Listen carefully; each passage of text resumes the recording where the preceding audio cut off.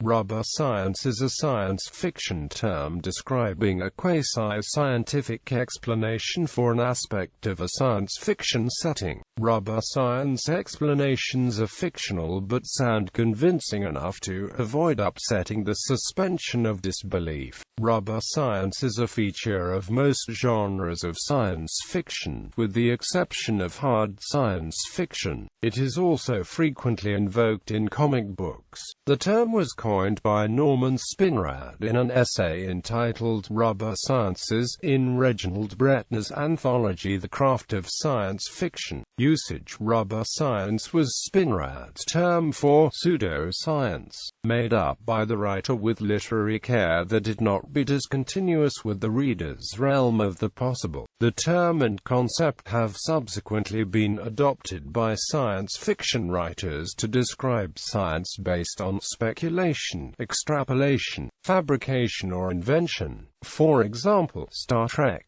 Voyager script consultant Andre Bormanis used the so-called rubber science, so the very speculative, consistent with reality, when he was unable to find scientific explanations based in fairly well-established real science. Some science fiction authors have used the term disparagingly. Bill Ransom associates rubber science with science fiction of the 1940s-1950s, an era marked by lots of cool gadgets, before the genre became more character-driven, under the influence of writers such as Frank Herbert and Samuel Delany, focusing on humans rather than technology solving dilemmas. Lucius Shepard, responding to a negative review by George Turner, decried the suggestion that he haul a gob of rubber science out of the vat in order to justify and explain physics.